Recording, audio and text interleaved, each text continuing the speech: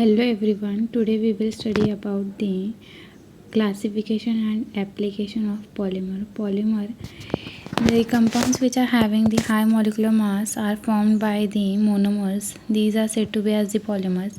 Classification of the polymers, it is classified into the 9. First one is it is based on the sources. Sources के basis पे ये 3 types में classified है. Natural polymers में क्या होता है, एक तो ये नेचर में इट अकर इन नेचर जिसे हम बायोपॉलीमर्स भी कहते हैं. Example pectin, protein, starch etcetera. Semi synthetic polymer से जो प्रिपेयर किए जाते हैं केमिकल मॉडिफिकेशन जो हम करते हैं नेचुरल पॉलीमर में, उससे हम सेमी सिंथेटिक पॉलीमर्स फॉर्म करते हैं. और इसमें हम लोग जो फिज़िकल प्रॉपर्टीज़ होती है नेचुरल पॉलीमर की वो अल्टर करते हैं बाय केमिकल मॉडिफिकेशन से. और इसमें एग्जांपल हमने देख लिया, मिथाइल सेलुलोज हो गया, पॉली अक्राइल अमाइड हो गया. सिंथेटिक पॉलीमर्स में हमने देख लिया जो हम लोग लेबोरेटरी में सिंथेसाइज करते हैं उसे हम कहते हैं synthetic polymers. It is also known as man made. For example is the sodium carboxy methyl cellulose, then hydroxy ethyl cellulose. Based on the polymerization, it is divided into the two. First one is the addition of polymers. In this, the monomer molecules are added to one another in a fast series through the chain mechanism, and it is produced by a polymerization of single monomeric series, which is also known as the homopolymers. For example, is polyethylene, polystyrene. Next is the condensation polymer. It is the interaction. It is the intermolecular reaction occur between bifunctional or polyfunctional monomer molecules which have reactive functional groups. For example, OH, COOH, NH2. Example in this is the polyester, polyurethane. Third one is it is based on the degradation. पहला जो इसमें non biodegradable है, it does not undergo the degradation in the body. For example is the polyethylene vinyl acetate, polyethylene vinyl chloride, or ethyl cellulose. Next is the biodegradable polymers. These polymers undergoes natural degradation. For example, polyglycolic acid, polycryptolactone.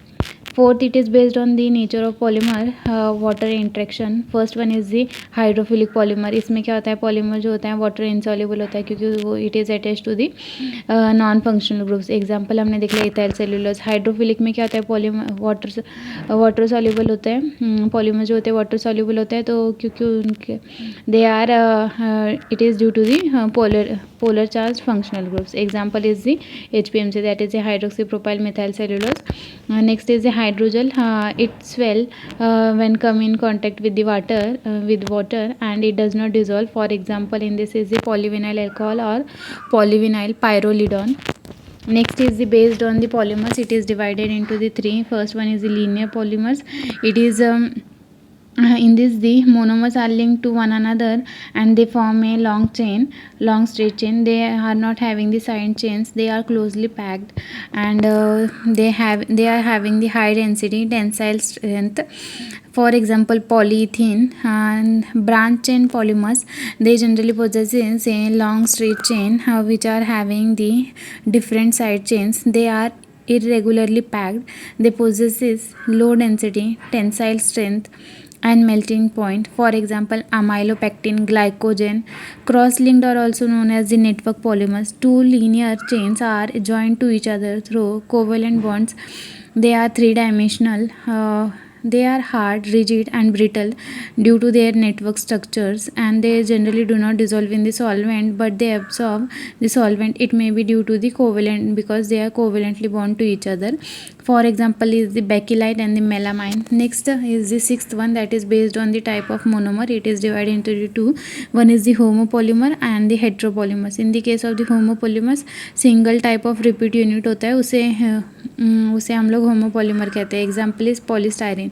हेट्रोपॉलीमर्स, it is also known as copolymers. It is made up of two different monomers. For example butadiene, styrene, rubber. Based on the morphology, it is divided into the two, crystalline polymer and the amorphous polymer. In the case of the crystalline polymer, it can be distinguished by their melting temperature, whereas amorphous polymer distinguished by their glass transition temperature. Next is the based on the tacticity. Tacticity जो होता है क्या है, it is the geometric arrangement और orientation of the individual group of monomer unit with respect to the backbone of polymers. इसमें 3 types होते हैं, isotactic polymers, syndiotactic polymers and atactic polymers. Isotactic polymers में क्या होता है, साइड ग्रुप जो होते हैं अरेंज होते हैं same side of the main chain पे.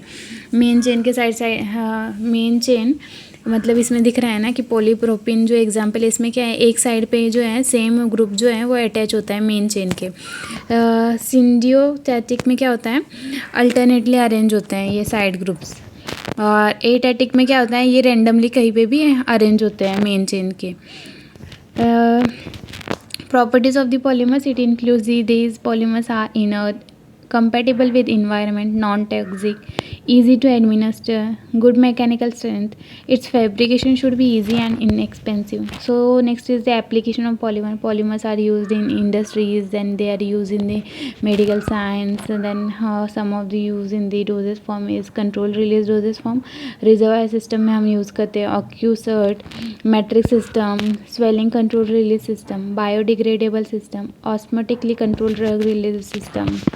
इमीडिएट रिलीज डोजेज फॉर्म के अंदर कैसे, टैबलेट्स में हम लोग जो जनरली पॉलीमर यूज़ करते हैं उसे हम एक्सिपिएंट की तरह यूज़ करते हैं conventional immediate release dosage form में, जो हमें असिस्ट करता है मैन्युफैक्चरिंग प्रोसेस में. फिर इसमें हम ये प्रोटेक्शन प्रोवाइड करता है ड्रग को डिग्रेड नहीं होने से. स्टोरेज जब हम उसे स्टोर करते हैं तो वो पर्टिकुलर ड्रग जो है उसे डिग्रेड नहीं होना चाहिए. माइक्रो क्रिस्टलाइन सेल्यूलोज एक पॉलीमर है जो जिसे हम डाइल्यूएंट की तरह यूज़ करते हैं टैबलेट फॉर्मुलेशन में. स्टार्च एंड सेल्यूलोज जो होते हैं जिसे हम डिसइंटीग्रेंट की तरह यूज़ करते हैं टैबलेट फॉर्मुलेशन में, जो कि स्वेल हो जाता है वाटर में और उसकी वजह से टैबलेट जो है बर्स्ट हो जाती है, इंक्रीज़ करती है surface area of the drug which improve its dissolution. Polyvinyl pyrrolidone and HPMC polymers, it act as the binders in the granules formulation. ये जो है improve करता है flow and the compaction of tablet formulation before tableting. जो भी doses form होते हैं उसे हम कोटेड करते हैं with non functional polymeric form film, polymeric film, जो कि प्रोटेक्ट करता है ड्रग को डिग्रेडेशन, मास्क करता है एंड प्लेजेंट टेस्ट दोनों की, देन ड्रग की और एक्सिपिएंट की, इम्प्रूव करता है external appearance of formulation without affecting the drug release date. Capsule का जो होता है, कैप्सूल में भी हम लोग जिलेटिन का यूज़ करते हैं जिसका शेल मटेरियल एक तो हार्ड या फिर सॉफ्ट कैप्सूल से बना होता है. HPMC that is hydroxy propyl methyl cellulose, ये भी एक अल्टरनेटिव मटेरियल है जो हम लोग यूज़ करते हैं हार्ड कैप्सूल के मैन्युफैक्चरिंग में. Next is the modified release dosage form. इसमें भी हम लोग यूज़ कर सकते हैं पॉलीमर्स का. एक्सटेंडेड रिलीज डोजेज फॉर्म में क्या होता है, ड्रग्स जो शॉर्टर हाफ लाइफ होती है उसे हम लोग यूज़ करते हैं एक्सटेंडेड या फिर सस्टेंड रिलीज डोजेज फॉर्म में. ये जो है इन्हांस करता है थेरेपेटिक एक्टिविटी, फिर उसका जो टाइम है वो इंक्रीज़ करता है, मतलब एक्सटेंड करता है सॉरी. और ये इसकी वजह से इम्प्रूव कर देता है पेशेंट कंप्लायंस को या फिर इंक्रीज़ और डिक्रीज़ कर देता है ये डिक्रीज़ करेगा ये dosing frequency. Water insoluble polymers जो हम लोग यूज़ करते हैं that is amino methacrylate co-polymers Eudragit RS and RL, cellulose derivative ethyl cellulose and cellulose acetate, polyvinyl derivatives polyvinyl acetate. Water permeability of the Eudragit RS is comparatively low as compared to that of the Eudragit RL. Gastro retentive doses form में भी हम लोग polymers का use करते हैं. एक तो हम फ्लोटिंग टैबलेट में हम लोग HPMC का यूज़ करते हैं, वो एक पॉलीमर है. स्वेलिंग सिस्टम में भी यूज़ करते हैं. देन इथाइल सेलुलोज का भी यूज़ किया जाता है. और चिटोसन दैट इज़ ए बायोएडेसिव और बायोडिग्रेडेबल पॉलीमर है जो इन्हांस करता है गैस्ट्रिक रिटेंशन का. ये एक टाइप रह गया था क्लासिफिकेशन का पॉलीमर का, 9th वाला टाइप है that is based on the molecular forces. Polymer को डिवाइड किया जाता है 4 टाइप्स में. इसमें होता है पहला इलास्टोमर्स होता है जो कि रबर लाइक सॉलिड होता है, इसके अंदर इलास्टिक की प्रॉपर्टीज़ होती हैं. Polymer chain in elastomers are link to each other by the weaker intermolecular forces. उसकी वजह से क्या होता है, वीकर इंटरमॉलिकुलर फोर्सेस की वजह से क्या है, पॉलीमर जो है स्ट्रेच हो जाता है. Few cross links are added between chains to help the polymer to retract to its original point after the force is released. Example इसमें neoprene है. Fibers में क्या होता है, thread forming solids having high tensile strength and modules allocated strong intermolecular forces leads to close packaging of chains in crystalline and having a crystalline in the case of crystalline nature, or they are having the crystalline nature. Example is the nylon 6,6. Thermoplastic polymers, intermolecular forces between elastomers and fibers. They generally get soften when heated, and toughen when it is cool at a room temperature. After recycling many times, तो इसे हम बहुत बार recycle कर सकते हैं thermoplastic polymers को. It is इधर linear और branch and polymers. Example is polyethylene vinyl chloride. Last one is the thermosetting polymers. These are hard and become infusible on heating. It does not soften on heating under pressure. It does not remolded or reusable. These are either cross-linked or heavily branched molecules. For example is the bacillite, urea, formaldehyde resins. This is all about the classification of the polymers and the application of the polymers. Thank you.